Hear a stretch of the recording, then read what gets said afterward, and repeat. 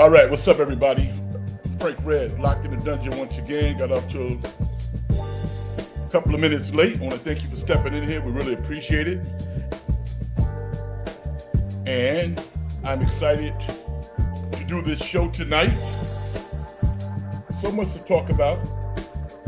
And I got some good news to share with you all. As a man of my word, last week we surpassed 100 subscribers. So I put together a more consistent schedule, and I'll tell you about that as we evolve tonight. But basically, I'm going to do at least 3 shows a week. I'm going to do a Sunday night show. It's going to start at 9 p.m.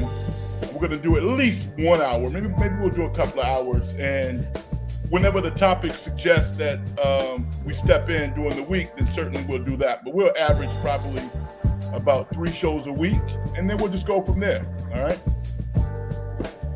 Hopefully your week is going well. I had a good day today, and I really have been enjoying watching all of the different types of sports that's out there. This particular job gets a lot easier now for any host because there's so much to talk about. I mean, if you love sports and you follow it, and you know what you're talking about, you do your research, it's really not that hard. It really isn't. It's fun. It's what it is. The NFL kicked off tonight. We're certainly going to get into that. The KC Chiefs, the reigning Super Bowl champions, went down tonight to the upstart Detroit Lions, 21-20. I mean, Detroit will take the victory, and based off where they started last year, this was a monumental win in terms of what they're trying to do. But the game was not great on either side. KC played even worse. A couple of things to highlight with regards to them. Number one, there was a lot of drops. And when you see wide receivers dropping passes on KC, you think of Kelsey. And the fact that Travis Kelce didn't play tonight, that was pretty dubious, I think, going into this game. A lot of people thought that KC would be at a disadvantage not having their all-pro future Hall of Fame tight end. And I think it certainly hurt them because Patrick Mahomes makes no mistake about it. Third and whatever, he's looking for Kelsey. And more times than not, Kelsey comes up with the football and secures the first down. So it was unfortunate for them, and it just kind of highlights also how competitive the NFL is. It is very, very competitive, and it's a week-to-week proposition. And big up to the Detroit Lions, Jared Goff, the much maligned Jared Goff, had a good year last year. Young man from Marin, former Cal stud, is starting to build a pretty good career for himself. When I have to say, honestly, I don't think many people thought that he was going to do that. I always knew he had the talent, but if you ask me, when he was traded from LA to Detroit, did I think that he would resurrect his career in the manner that he has? The answer is absolutely no. So big him up, man. No doubt about that. I like Detroit's team. I thought that the DBs much improved, but they were a little apprehensive. And they got to play better. If they really want to make some noise this year, their DBs have to be more aggressive. There was a couple of passes that Pat Mahomes threw over the middle that, quite frankly, should have been intercepted and got through. So, I mean, you know, KC's going to bounce back. Chris Jones not being in the lineup made a big difference. And our NFL owners, control freaks, just flat out greedy. Probably both. Because if you're Kansas City, you know that you're not the same team without Chris Jones. He's one of the best defensive linemen in football. And when he looked at the pay scale this year, he's number 9 on the list at this point. And he's certainly not the 9th best defensive lineman in all of football. So the fact that owners and teams can go to players, reduce their salaries, cut them without any monetary loss. It's a real specialized game of Monopoly is actually what it is. I don't blame Jones for saying, listen, I need to make more money. So if you got any comments about tonight's game, feel free to speak your piece in the comment section. Hit me up on Twitter at Big Frank Red. It is all good. So that's one of the things we're going to continue to hit on tonight. But that's a big loss for KC when you consider how competitive the AFC is going to be. And from Detroit's standpoint, I mean, that division for the first time in a long time is really up for grabs. A lot of people think that Green Bay with Jordan Love is going to retake that division for Green Bay. And maybe he will, but you know what? I like the prospects of Chicago. And Cousins, Cousins is kind of a convenient punching bag. But can you imagine the numbers that this guy's going to have when his career is over? I mean, by the numbers, people probably will start talking about Hall of Fame, which is kind of crazy, right? Because he hasn't really accomplished much. But his numbers are his numbers. If Minnesota could ever make a deep run, you never know. But he hasn't done anything monumental, but his numbers are pretty darn guardian. No doubt about that. So I've looked at some of the games that's going to take place in week 1, and I'll put some of those out there. This is an incredible weekend for sports. It really is. I mean, this is Thursday night leading into Friday. I can't wait to watch everything unfold. With regards to the 49ers, San Francisco 49ers, hopefully they got some of that good juju back by signing Nick Bosa to the highest contract in the history of the NFL for defensive lineman. SG, what's up, my brother? How you doing? Nick Bosa signs 5 years for $170 million. I think $122 million is guaranteed. And you can look at this prolonged football novella that we all knew the ending to. Ultimately, he was going to play game 1, and he was going to sign a massive contract with the 49ers. So the only thing that I can take from this is he didn't get hurt in preseason. So from John Lynch's perspective and Kyle Shanahan and Jed York, they're like, you know what? Yeah, we knew this was going to happen. And at least he did not get hurt in the preseason, which is a reality in certain instances. So he was going to get his money. We knew this. He ultimately did. A guy with his pedigree was down in Florida, wherever he was, grinding it probably harder than they were doing in training camp. That's the type of guy he is. I mean, he's a big-time competitor, and the 49ers look different when he's in the lineup. And, there was some comments coming from the locker room, Trent Williams and others speaking to, we were kind of worried because this guy's different. He's not the same dude. So the 49ers have to feel much better now going into Pittsburgh knowing that they have Nick Bosa on the edge. All right. SG says, Patrick Mahomes and Travis Kelce are 2 of my favorite players on the Chiefs. And they are 2 absolute studs on the team. No doubt about that. I mean, they certainly are. I haven't seen any slippage in Pat Mahomes, obviously. But I've seen a little bit in Kelce. Kelce's not quite the player that he was, I'm going to say even 2 or 3 years ago. He's still damn good. And the great Shannon Sharp said he thinks he is the best of all time. And he would know. So I'm a big Kelce fan. I'm a fan of Kelce the guy, too.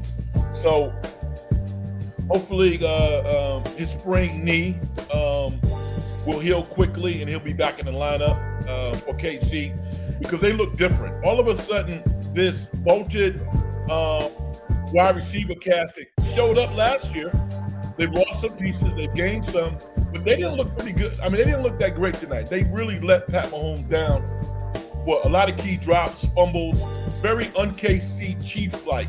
And quietly, I think that Juju Smith resurrected his career last year.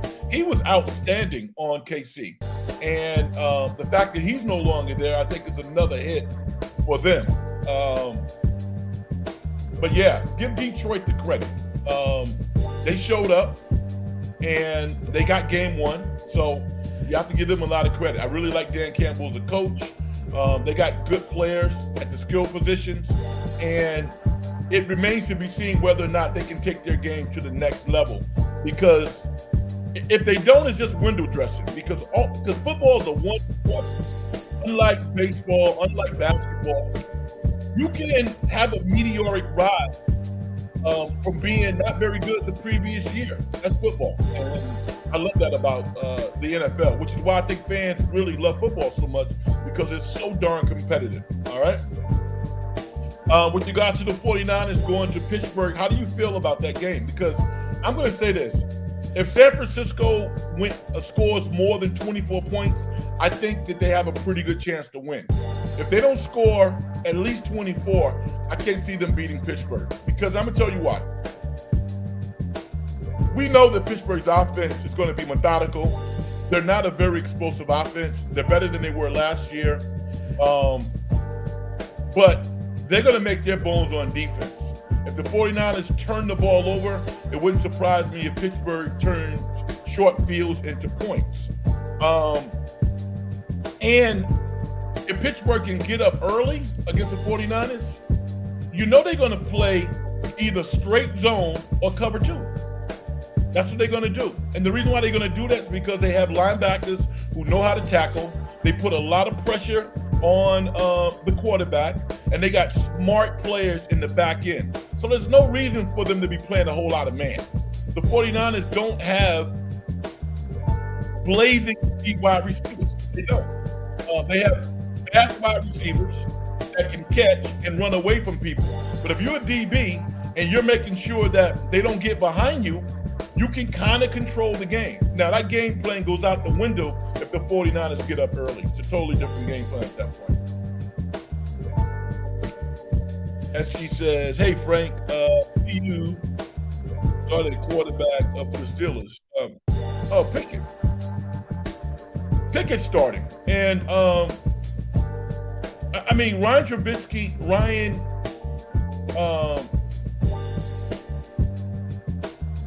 hold on.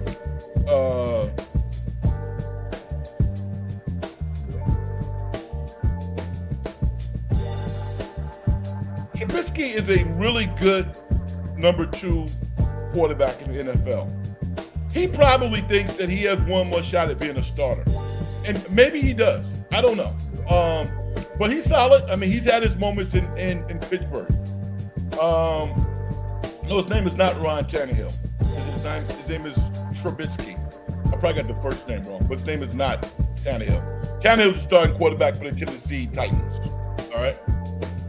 So what do you think about that? I mean, I put it out there. I think it's going to be a defensive-oriented game.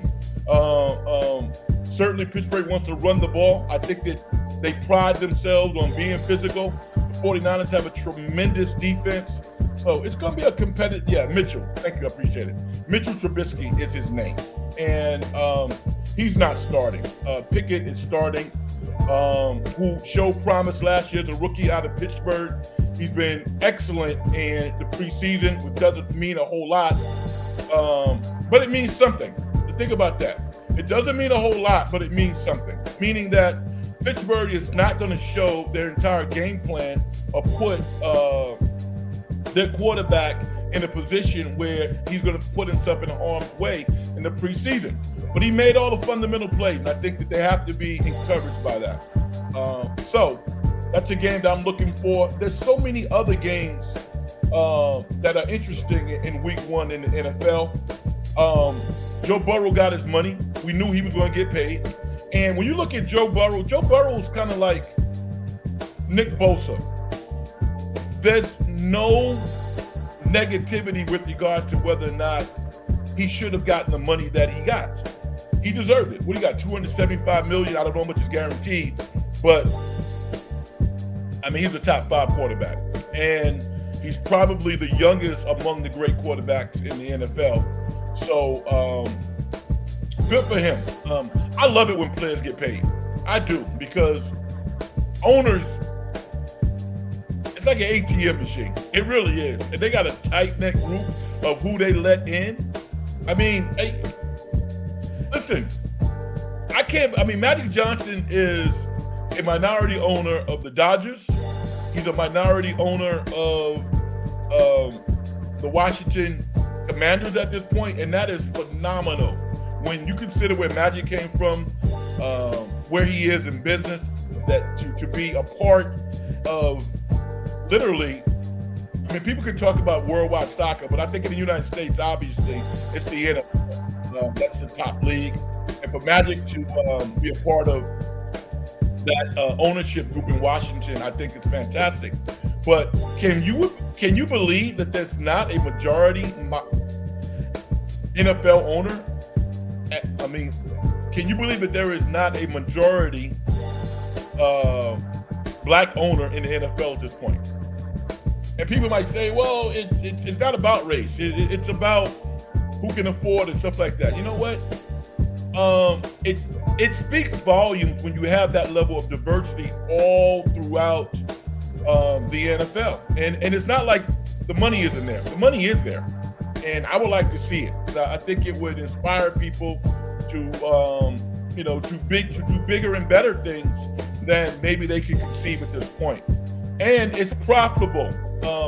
NFL organizations have the ability to do incredible things with the revenue streams that they have and they create. I think it'd be good for the league. SG, thank you, man. I appreciate it. I'm not going to post that, but I thank you, man. I appreciate you. All right, so we're talking NFL. Finally, we're going to see Dak on the football field. I mean, as opposed to morning shows spending all of their time talking about him. I'm looking forward to seeing him against the Giants.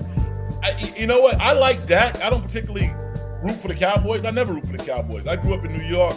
All of my friends like the Cowboys. I was a Giant and Jets fan, which is kind of crazy. But I never went to the games. I watched the games on television, so I became familiar with both teams. That should be a great game. When they play? They play Sunday or Monday night? I'm not quite sure of that. Sunday night. The Jets play Buffalo on Monday. So we can talk about that if you want to. San Francisco Giants, as horrible as they have played over the past 2 or 3 weeks, they're still 2 games out of that last wild card. I mean, as a Giant fan, do you care? I mean, are you apathetic at this point? Do you think that the Giants making the playoffs isn't a good thing because in some ways it would validate Kapler or the general manager? Because a lot of people don't like the Giants manager or their general manager. So, you know, I'm not a Giant fan. I'm not a Giant hater. I love going out to the park. I'm a casual baseball fan, period. But I'm interested in hearing from Giant fans. How do you feel about it? Yeah, the Giants have lost 6 straight, and they're not playing well. Beyond losing, they're just not playing well. And aesthetically, when you look at their players, I mean, they're out there with BBs, man. Okay, so SG, you say that, and I hear people say that. You say, fire Kaplan and fire Farhan. All right.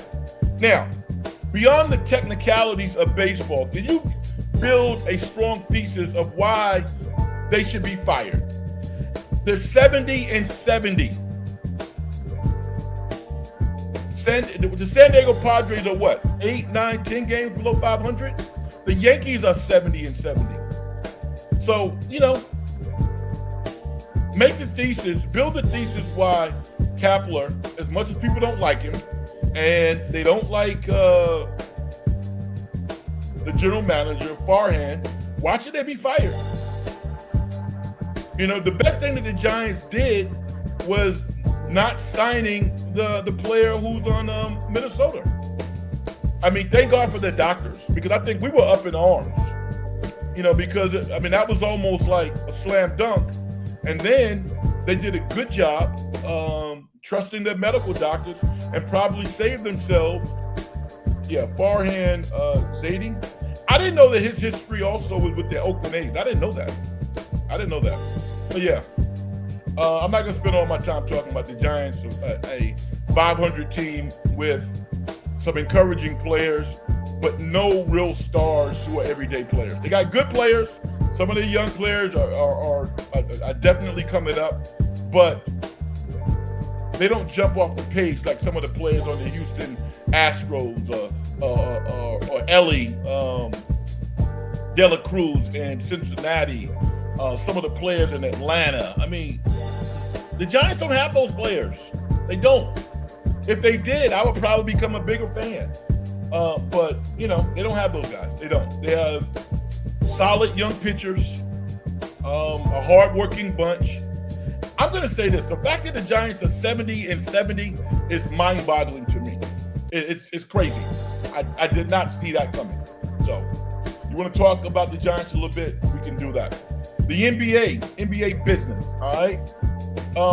The Lakers signed Christian Wood. Now, we all have strengths, right?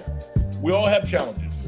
I am an excellent talent evaluator, and I can coach as well.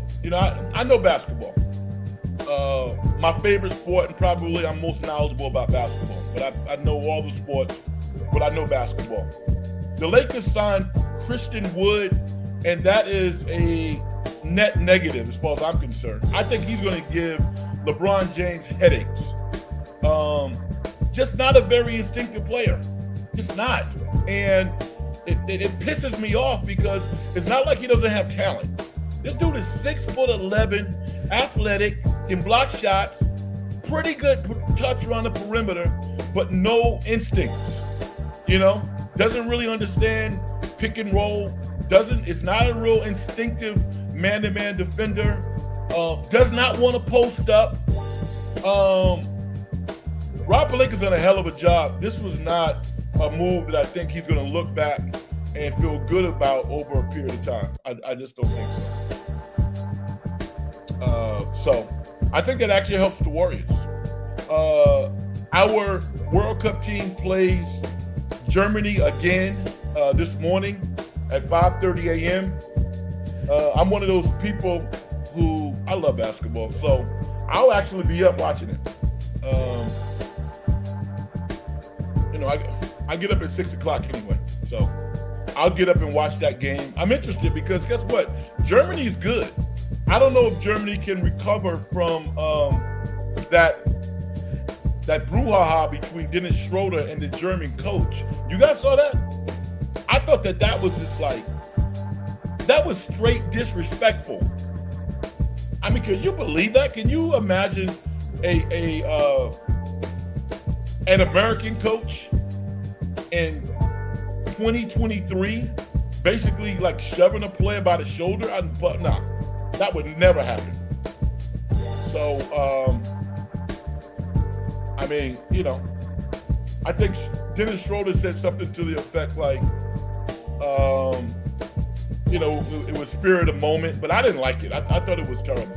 I thought it was very disrespectful, and I don't like the way they do things over there in Germany. If that's how they treat their players and communicate with grown men, I didn't like that at all. So, I think the USA learned their lesson. This is semifinals. No one in the tournament left has their defensive depth. So I expect them to win. I didn't expect them to lose to Lithuania, obviously. But when you saw Lithuania play and you saw the matchup, you knew that the games could be competitive. And even against Germany, the game could be competitive. But I think that Steve Kerr and his staff are going to get these guys ready to play defense. So love to hear your comments about that if you have any interest. I have really enjoyed myself watching Coco Gauff. Coco Gauff, the 19-year-old, I think it's okay to call her a phenom at this point. She could very well become the face of women's tennis. And I would love to see it because I'm a bigger fan of women's tennis than I am men's tennis. I mean, there's some big things going on in men's tennis, but I've always liked women's tennis better.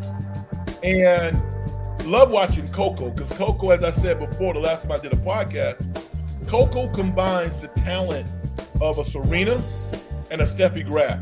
I'm not saying that she's as good as either one of those ladies. So, don't spill your coffee. That's not what I'm saying. She's 19 years old. She's still getting better. And she has a combination of power and grace and athleticism that I think is unmatched in the women's game right now. And it's not about her having enough talent to really make it happen. It's about consistency. The great players in tennis, just like most sports, are really, really consistent. And sometimes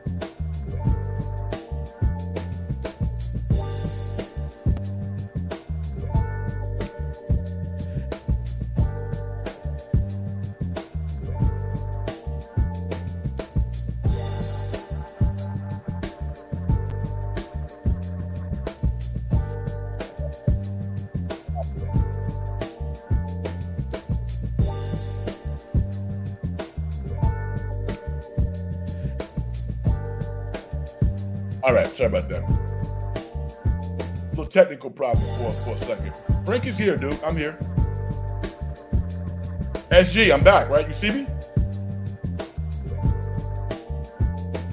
All right. Next thing I want to talk about is Colorado football. The worst thing in the world to me right now would be for Colorado to lose to Nebraska.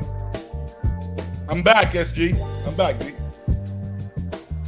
I mean, outside of Texas playing Alabama, and that's kind of like a car crash.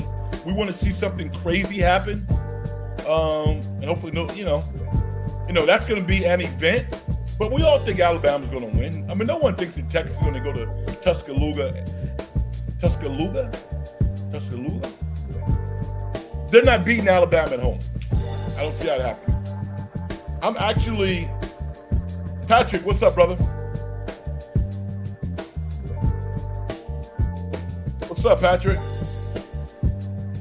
I'm more interested in seeing Nebraska against Colorado. I think everybody is.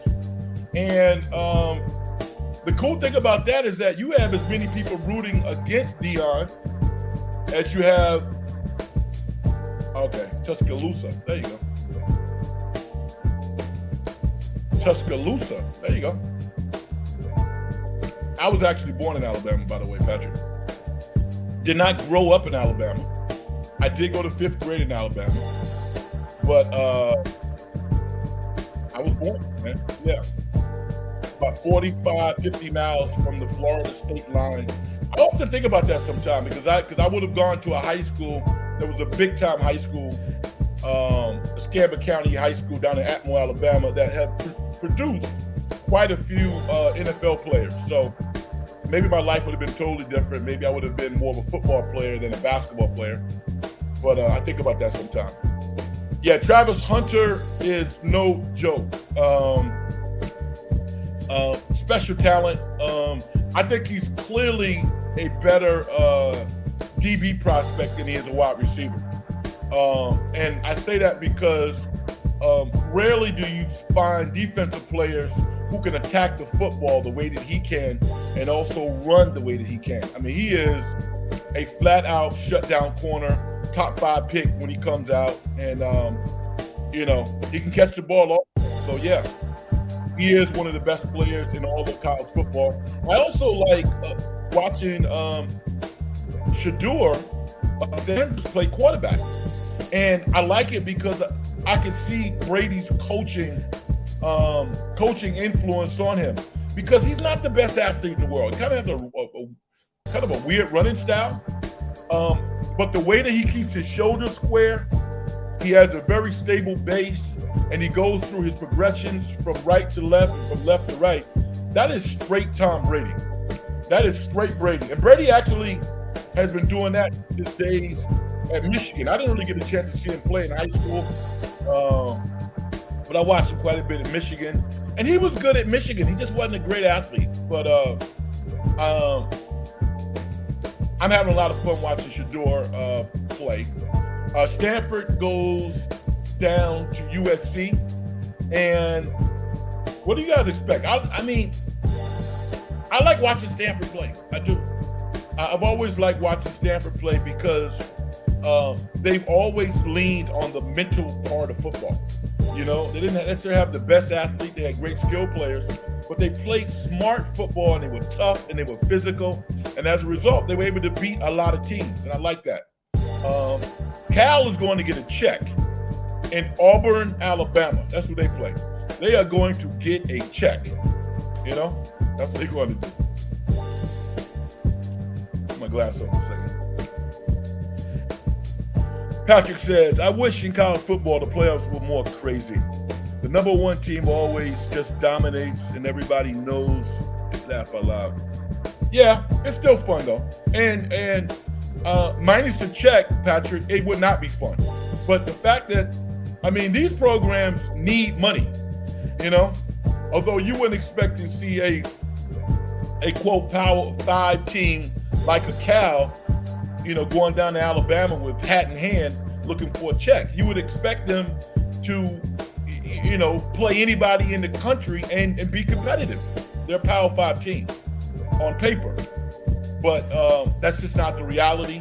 I think that has led to part of the demise of the Pac-12 because some teams have simply didn't do their part.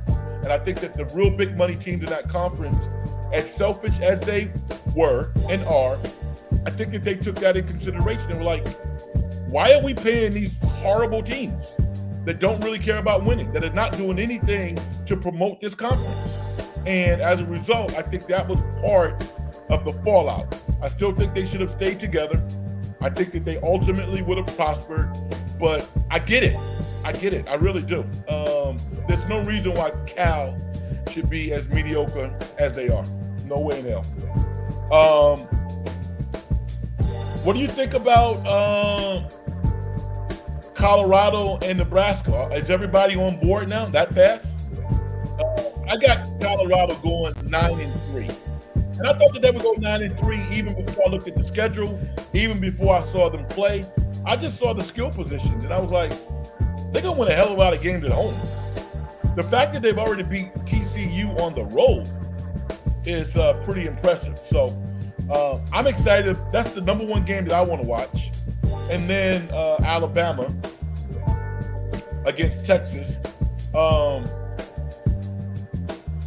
There needs to be a pretty warm burner on Sarkisian at this point because he really hasn't done anything at Texas. I mean, good coach, but when is he going to win a game that he's not supposed to win? You know, when is he going to do that? Because I think that, I mean, that's college football. That's what it is. That's why people are in love with Deion Sanders at this point. That's why he's able to talk all that stuff. You know, because he did what people didn't expect him to do. And as a result, his team has a lot of confidence, a lot of momentum, and the cash register is ringing loudly in Colorado at this point. So good for them, man. Good for them. I'm excited about college football this weekend. Yeah, but I know most of you guys, ladies out there listening, when I look at some of the numbers of people that follow the San Francisco 49ers, it's crazy. I don't think the 49ers are too upset that the Raiders are no longer in Oakland. I mean, can you imagine how much bigger their fan base has become?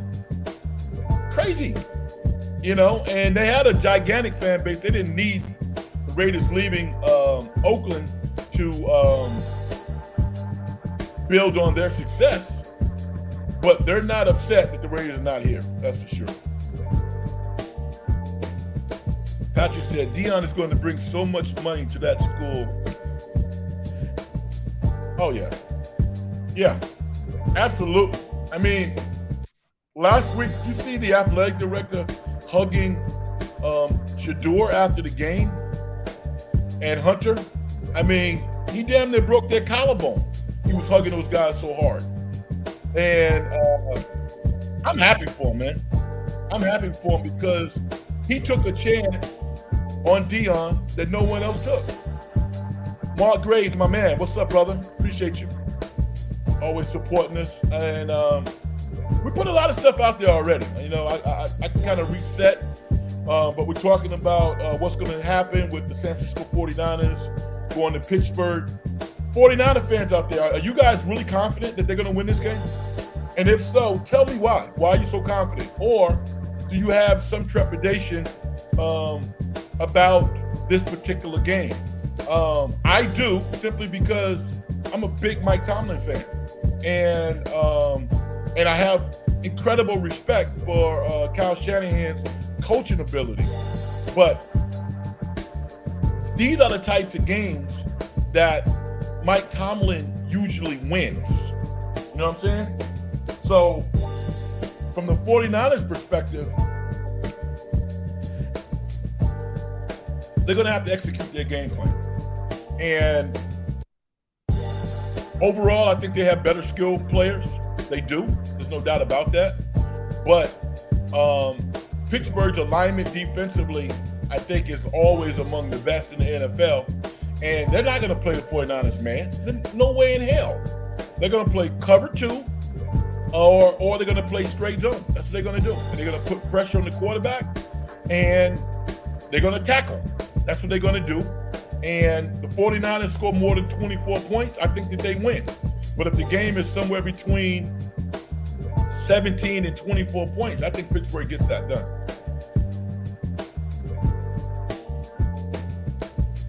Got a lot of people stepping in the dungeon right now. I appreciate y'all. Let's go out and just hit what Eddie has to say. Eddie says, the Steelers are a tough team in the home, even more for a West Coast team. Yeah, so confidence is not too high. Yeah, you know, yeah, I mean, it's going to be a tough game. You know, I mean, if you're a 49er fan, I don't think your confidence should be low. I mean, you got one of the best rosters in all the NFL. Most people expect the 49ers to make it to the Super Bowl. So I don't think that they should not feel confident. But schematically, again, this is not a great matchup for the 49ers because Pittsburgh is going to run the football. Even if they don't run it for a high average, they're still going to run the football.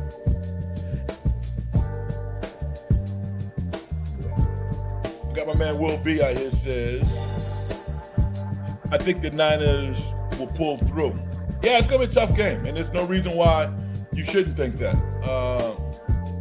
Bebop Jones, what's up, brother? I love saying that name, and I love your support. Haruku, thank you, brother. 49ers.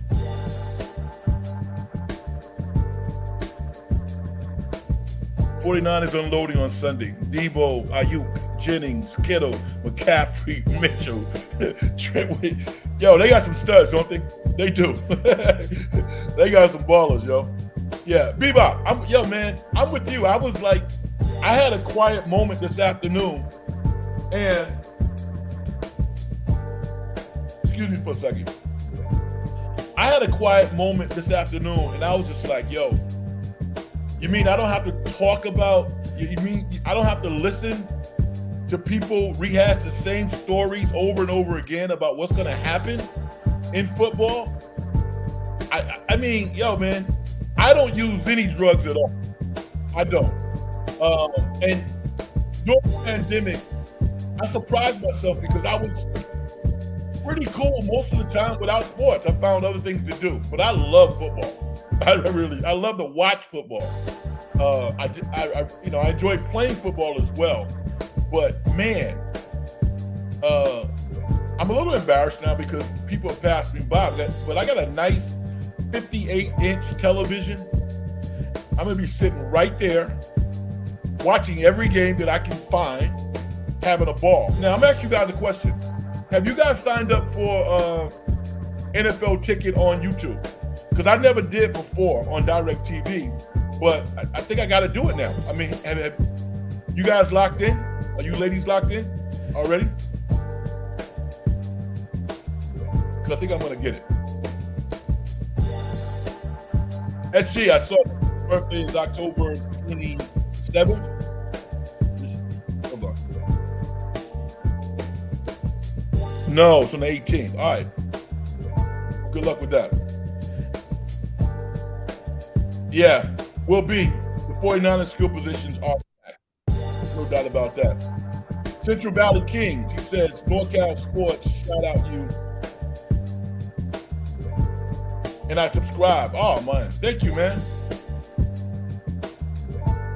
Thank you, brother. I appreciate you. Read it again. NorCal Sports, shout you out. Oh, and I subscribe. Oh, yeah. Those are my dudes, man. Dan, Coach Amelia, Romo. I guess my man's name is Boris. They do a hell of a job covering the Giants. They really do. And, you know, I learn something every time that I'm on the show or I listen because they really get into the inertia of baseball and how meticulous it is to manage a team, things that I really don't do, you know. Not that into it. And I actually played baseball, but the meticulous nature of baseball and how fans are connected to that is interesting to me because that's not how I look at baseball. I want to see guys come up and hit home runs, steal bases, you know, throw people out. Whether or not I should take my pitcher out in the seventh with 2 outs because he is a righty and they have a right-handed pitch hitter, a right-handed pitch hitter up. I don't really care about that stuff. That's not something I really care about.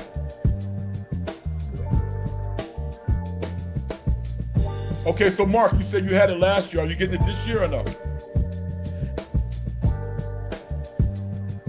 Dollar-wise, it's worth it to me. I mean, I've never got it before, but, you know, if it's $200 some odd dollars, then I don't know how much it costs, but they keep flashing this save $50 sign up on my phone, so I might have to do it. Aruku says, the Chiefs missing Kelsey and Jones. KC should have paid Jones. They would have won tonight. Yeah, I totally agree with you. And doesn't it piss you off that's like, why are they being cheap? 76,000 people there, sold out every game. Mahomes is not even the highest paid quarterback in the NFL. He's probably, what, 7 now or something like that? You know how much money they made off of those guys? I mean, hey, man. I'm all about players getting paid.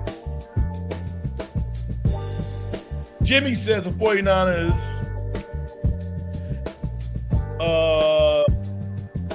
I'm gonna say push. I think that they'll win 12 games. And if I'm erring on either side, I would say 13. But I think they're probably going to win 12 games. That's what I think. I think they'll go 12-5 in the regular season. I think that will be good enough to win a division. It's kind of interesting because when you look at the teams that in the NFC that could be better, who? Dallas or Philly? Not much different from last year. I don't see any other team in the NFC that's going to push those 3 teams to the point where they can have more wins. So I think Philly's probably going to be somewhere between 12 and 14. I think the Dallas Cowboys would be somewhere between 12 and 14 wins. So that's what we're looking at. I mean, you look at that division that the New Orleans Saints is in, they're probably going to win the division with what, 11 wins? You know, 12. They're not winning 12 games. I can't see that. I think they'll probably go 11-6, something like that. Yeah. So, yeah, I think the 49ers will win 12 to 13 regular season games, and they'll be right where they were last year in a really good position to make a Super Bowl run. But it's going to be harder. My man Eddie said the Chiefs had no, I think they need receivers tonight. Most importantly, their best weapon is Kelsey. Defense played fine, enough to win at least. The defense played okay, but they didn't play fine because they couldn't put any pressure on Goff, and that hurt them. That really did.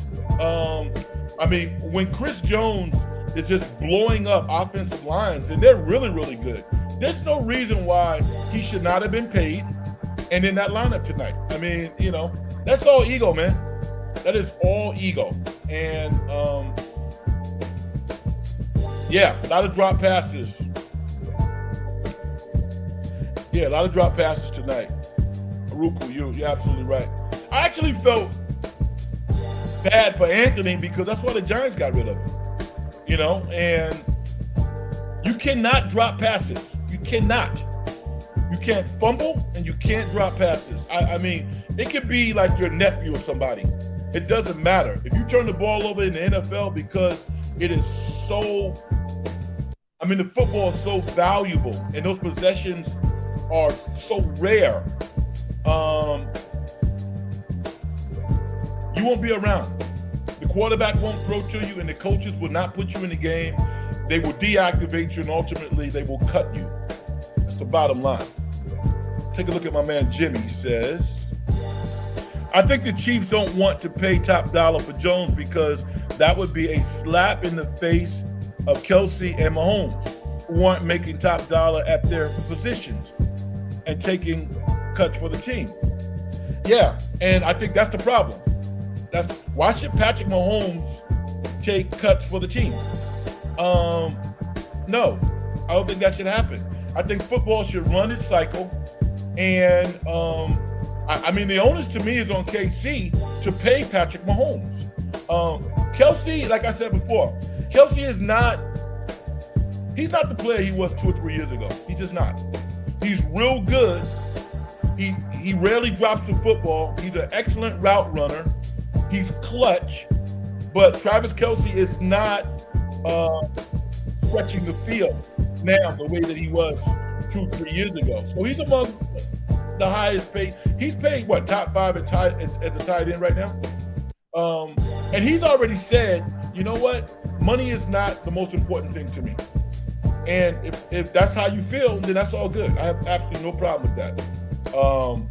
But I have no problem in the same breath with Chris Jones saying, wait a minute, I'm not going to be the 9th paid defensive lineman in the NFL when I'm playing like I'm one of the top 5. You know, that's the one thing that I liked about Nick Bosa, because, you know, the 49ers probably were trying to shave him down to you know, for less money. He was like, no way. I have no problem with that because these organizations are rightfully so. They're ruthless. They really are. They do what's best for the organization. Think about how many of the players that we love ultimately put on different gear. Joe Montana, my favorite quarterback of all time. He didn't finish his career with the 49ers. Now you could say, well, it's because they had Steve Young. Was Steve Young better at that point? I don't think so. I think they might have been even, but was Steve Young definitively better than Joe Montana when he went to KC? I don't think so. I think that money was part of that. When Jerry Rice is no longer a member of the 49ers, you know, money probably has something to do with that. So it's business. You know, it's business. I don't think that these organizations love you to the point where they're going to give money back. You know, they'll invite you back to, you know, for the ring ceremonies and stuff like that. But yo, man, this is a business. It's a straight business. I think you need to know that.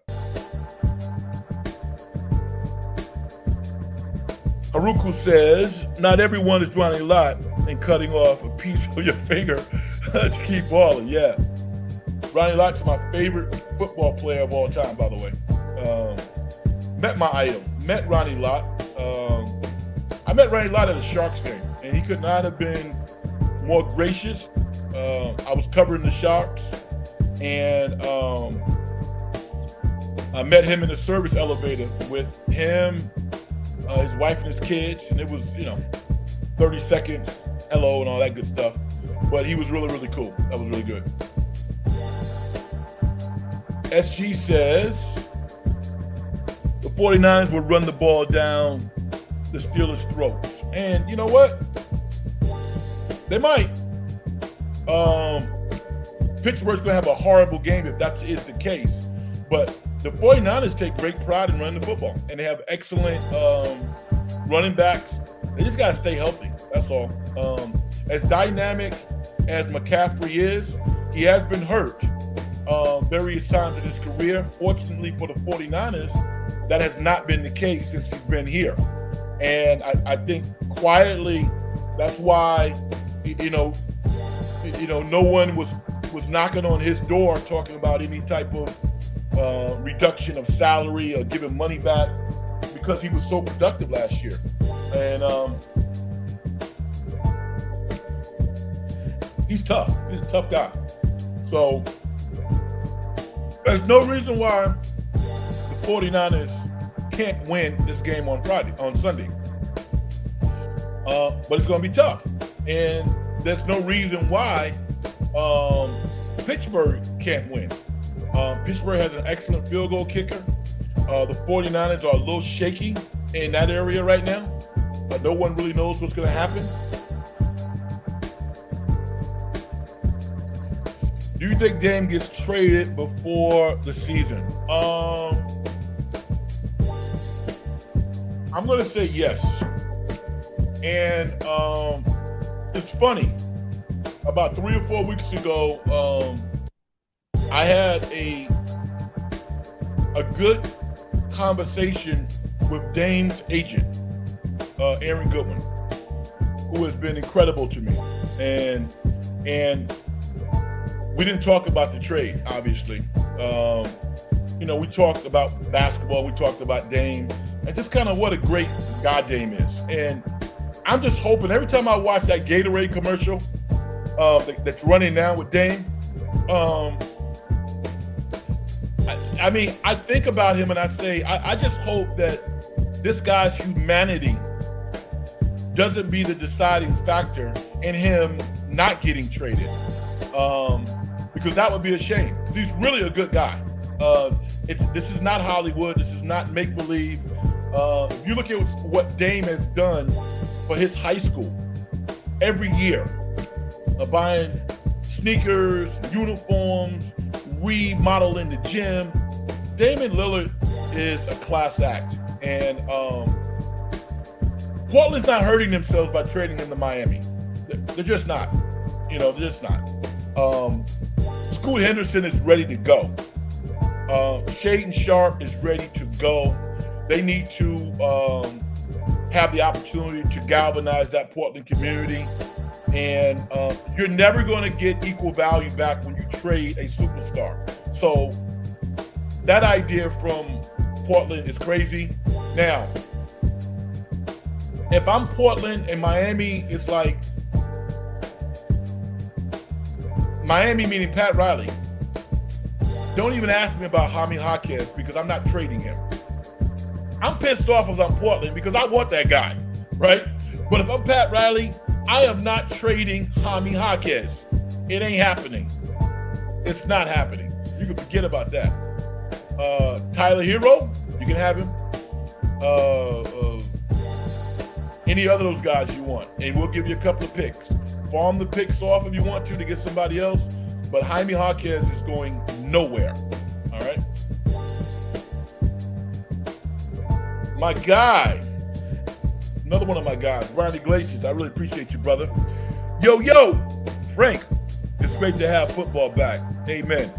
Shout out to Jeff, for getting a win on the road in KC. Regarding the 49ers, I just don't see Kenny Pickett picking apart the 49ers defense. I don't either. I don't. He's not going to do that. But, he can be serviceable. And they are really, really conservative. You know that. And they're going to run the football. They're going to run the football 3rd and 3. Watch. You guys are tune in Sunday night. You'll be like, yo, Frank Red, you were right. You're going to see Pittsburgh running the football 3rd and 2, 3rd and 3. And we saw tonight, Detroit won the game, but I wasn't thrilled with their play calling. Because I'm like, okay, Campbell, you're a Bill Parcells guy, and you got Jared Goff throwing the ball at 3rd and 2. in a statement game against KC that does not have their best defensive lineman? Really? If you're a really good football team, you can get 2 yards on third down. And I think Pittsburgh, man, they're already building that mentality right now, thinking to themselves, this is how we're going to win. We're going to be more physical than the 49ers because we're certainly not more talented than they are.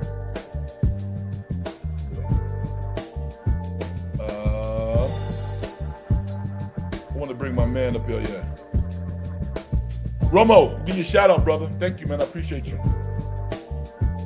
You're also a very, very talented dude, man. You really are. Keep it going. I was saying that NorCal Sports Network, NorCal Sports Channel, the one that you are co-hosting. I love the meticulous nature of how you guys cover baseball. I really do, because not many of us do that. You know, aesthetically, we see certain things, we know the game, but the meticulousness by which you guys cover baseball, I think, is really interesting. And it kind of reminds me of like Kruko, because when I was a kid, when Kruko pitched for the Giants, he used to kill the Mets. Every time he pitched against the Mets, he kicked their butt. And I hated that. But when I came out to the West Coast, I really started to like listen to him as a baseball announcer. You learn something, man. He literally could teach a class in baseball at like a JUCO or university. And I really enjoy that. And you guys are in that vein in terms of you trying to find interesting things that the casual baseball fan would not notice. And I really appreciate that. All right. This is In the Dungeon program. My name is Frank Red. If you don't follow me on X Twitter, I'm at Big Frank Red. Please do that. If you have not subscribed to the program, hit the subscribe button. It certainly does help the algorithm.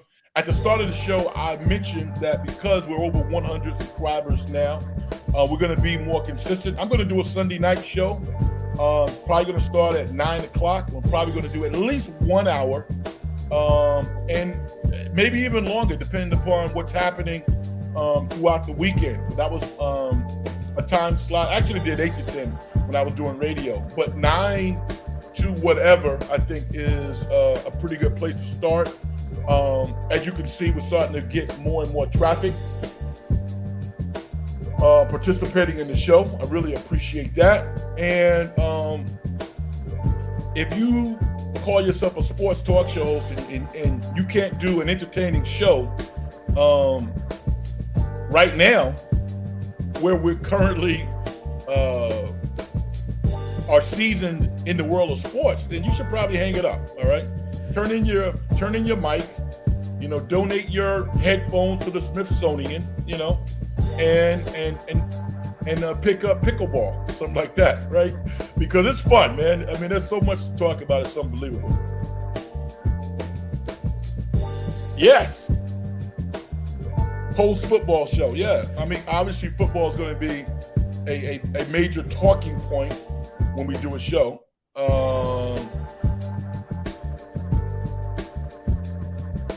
SG, we'll talk about that, man. You embarrassed me once. and I have to, you know what I'm saying? I have to be careful, all right? I'm not saying I'm never going to let you do it again, but we got to be careful because this is real serious, B, and you kind of threw me for a loop. Carlo, what's up? How you doing, man? Thank you for stepping in. Yeah, man. Mark says, pickleball is huge here in Arizona. Yo, the crazy thing about pickleball is that, like, you get a bunch of rich people getting into tissy fights. In the Bay Area, I was watching the news, right? And they have all of these incredible pickleball courts down like in the Presidio, right? And you got a bunch of people out there early in the morning getting their pickleball on, having fun and all that good stuff. So this woman who lives in a $36 million house, who's who's married to some big time executive. She started a petition saying that the noise was causing problems and environmentally it was not good, and she wanted them to shut it down. And then they realized that this same woman has an immaculate pickleball court in her backyard, by the way. Her lawsuit quietly went away. But pickleball has all of the trimmings of, like, you know, what was that movie about 10 years ago about tennis? About, I guess it was Wimbledon, right? I never watched it. But this pickleball gate stuff that's happening in the Bay Area and probably other communities around the country, it's kind of interesting. And Mark, you're right. There's a financial component to pickleball, obviously. Kevin Durant owns the team. So many people are starting to get with it. And when you consider that it has many components of tennis, and you don't have to run and cover the court like you do in tennis, seems like a pretty good game. So shout out to all the pickleball players out there.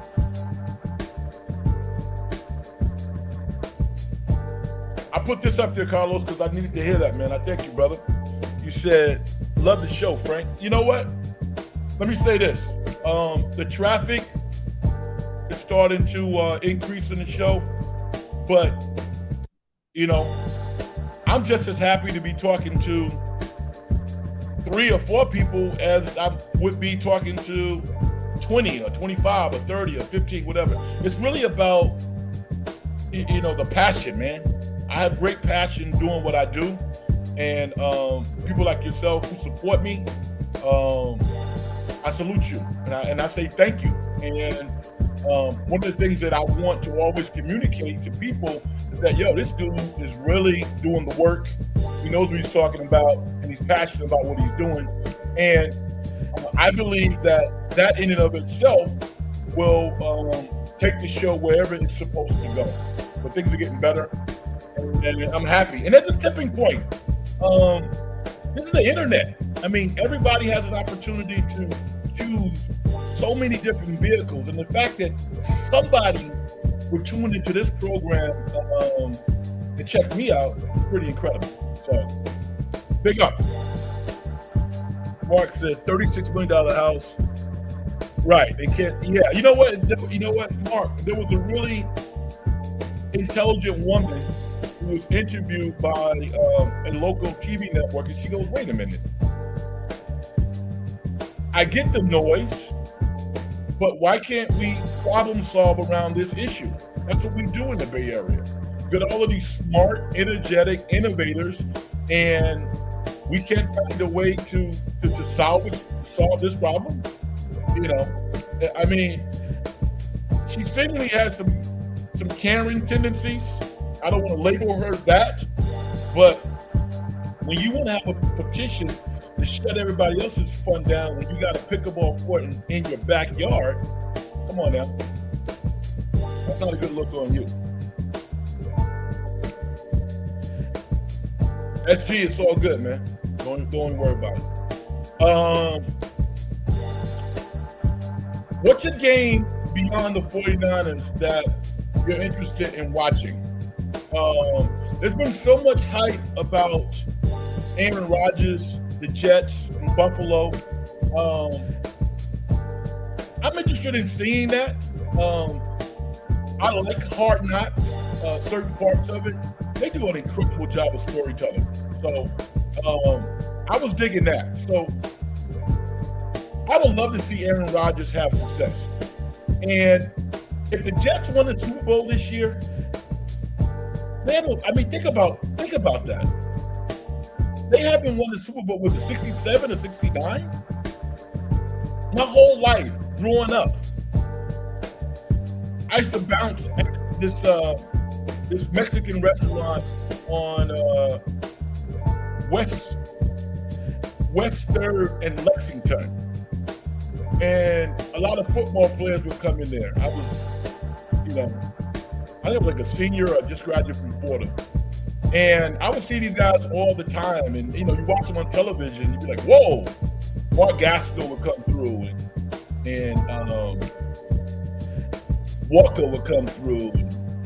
Yeah, I mean, a lot of different players will come through. And I mean, the Jets are the biggest team to be mediocre for the past, like, what, 50 years? I mean, you guys know how big the Jets are in New York? The Giants are the biggest team, but they are big. They are huge. They haven't won jack. Yes. Bebop says he remember going to see Benny and the Jets. Yeah. Benny is from Elmont, man. I'm from Hempstead. He's from Elmont. Yeah. Yeah, I mean, my heart really only bleeds for the Knicks. I think about this all the time. I have like dreams of taking time off from work to go to New York to be a part of that parade. People go to New York for the New Year's Eve parade. I can care less about that.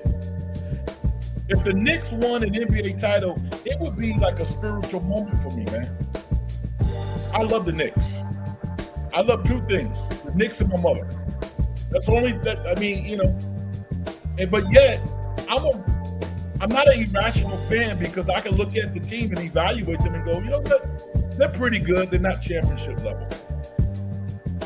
You know, so I'm not one of these like star guys, starry-eyed dreamer fans that can't deal with reality. But I love the Knicks. I really do. If any of you out there has ever gone to Madison Square Garden, you know what I'm talking about. If you haven't, go check a game out there. It's incredible. They have like this lighting system at Madison Square Garden that's different from anywhere else. They say that the Lakers kind of have a similar deal. I haven't gone to a Laker game, so I don't know. But yeah, I'm getting off track because I love the Knicks so much. But if the Jets won, that would be crazy. It really would. Carlo asked the question, are the Seahawks being slept on? I don't think by people who know football. I don't think so. I think that, first of all, Pete Carroll garners a lot of respect in the game of football. He knows how to coach. And like most great coaches, he's conservative. He is very conservative. So he's not going to allow Geno Smith to get too far out on the ledge that he can hurt himself. And like, we watched Russell Wilson for, what, 10 plus years, and we were like, yo, this guy's incredible.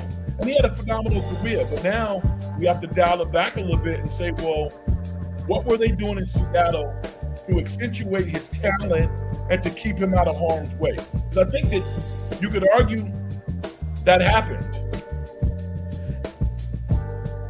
You know, so no, Carlo, I do not think Seattle's been slept on. I think that the 49ers understand that either playing at Levi or playing up in Seattle is going to be a battle. It's going to be a tough battle. So, you know, no, I don't think they are. I wouldn't sleep on them. Aruku says, the Knicks are cursed. Steal it back at Ewing from the Warriors. The switching of the envelope. Yeah, I know. Yeah, the great Dave the Pusher, R.I.P., stuck his little hand down that sack and pulled out the warm envelope. And as we say, the rest is history.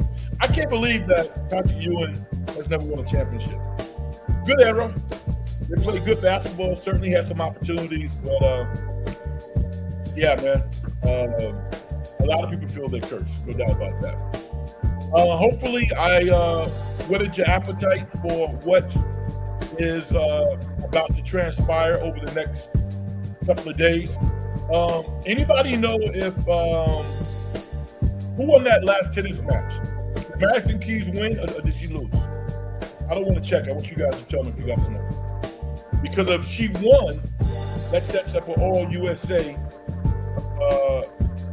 U.S. Open women's final between she and Coco. Did she win or no? Let me know before I sign off here. Anybody know? You know, first prize is $3 million. $3 million. Not bad. All right. I'll find out myself. You guys can look forward to me doing a show on Sunday night. If you have the time, check me out. Probably going to start at 9 o'clock. And we're going to be very, very consistent with that. And we're going to ramp it up to at least 3 shows a week. I'm excited about the future, and I thank everybody for supporting the program. Keys lost. Okay, thanks, Carlo. So I can root even harder for Coco at this point. So thank you. I appreciate that. All right. If you don't follow me on Twitter, do so. All right, at Big Frank Red. If you have not subscribed to the show, do so. It helps the algorithm, or tell somebody that you know you think might like the show, or give it an opportunity to tell them about it. It is all good. All right. Success in getting paid is a manifestation of the whole process. If you as an individual don't do things to help other people make their lives better, as far as I'm concerned, you haven't done nothing. All right? Until the next time, stay locked in the dungeon. I'm Frank Red. Peace.